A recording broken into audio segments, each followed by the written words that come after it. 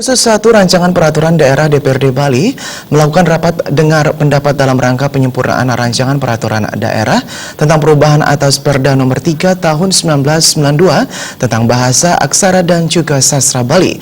Pada rapat dengar pendapat tersebut, Pansus juga menghadirkan para penggiat bahasa Bali, mulai dari guru bahasa Bali hingga penyuluh bahasa Bali. Rapat dengar pendapat dilaksanakan di ruang gabungan Komisi DPRD Kabupaten Buleleng. Dalam rangka dengar pendapat kali ini, tim Pansus 1 DPRD Bali dipimpin langsung Wakil Ketua Pansus Iwayan Rawan Atmaja bersama anggota Pansus. Dalam rapat tersebut, keberadaan Perda Nomor 3 Tahun 1992 tentang bahasa, sastra dan aksara Bali masih belum menjamin secara keseluruhan upaya pelestarian bahasa Bali. Atas kondisi tersebut, DPRD Bali menilai perlu untuk melakukan revisi agar upaya pelestarian bahasa, sastra dan aksara Bali dapat dilakukan sesuai dengan perkembangan zaman. Sebab pada umumnya batasan umur Perda mencapai 5 tahun untuk kembali ditinjau. Saat rapat dengar pendapat di Buleleng, Pansus mengaku mendapat banyak masukan dari berbagai komponen, khususnya masukan saat penerapan pelajaran bahasa Bali agar masuk di semua jenjang pendidikan, mulai dari TK hingga perguruan tinggi. Kalau memang belum sempurna atau memang ada masukan, bisa kita perpanjang lagi. Jadi sidang pertama kita ini kan masa persidangan Januari sampai April. Tapi kalau memang diperpanjang lagi ya kita perpanjang. Memang bisa. Ini sosialisasi memang menyasar hanya guru itu Pak? Bukan. Kita UMDP kan ada tokoh masyarakat. Lihat bahasa itu kita undang. Lihat bahasa kita undang.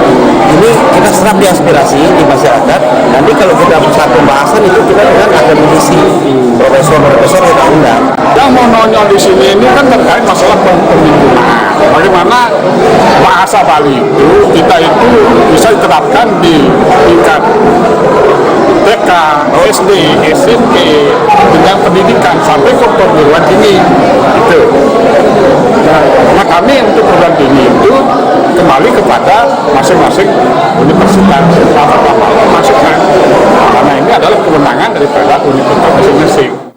Sementara itu, Koordinator Penyuluh Bahasa Bali Provinsi Bali, Nyoman Suke Ardiasa mengungkapkan, keraguan para penyuluh bahasa Bali akan terjawab dengan dibuatnya perda yang mengatur tentang keberlangsungan nasib para penyuluh.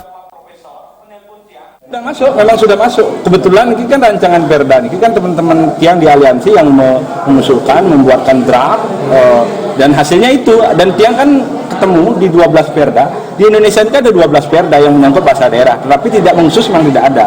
Nah dari sanalah saya mencoba dan menggabungkan ke dalam perda-perda itu. Lalu kita sodorkan ke Dewan dan hari ini sudah ditindaklanjuti dan seperti yang sampaikan tadi, secara struktur, secara formal dan non formal sudah semuanya tercermin di sana. Memang perlu ada pengejawatan ke Pergub itu, sehingga lebih detail yang berkaitan dengan usaha-usaha pelestarian.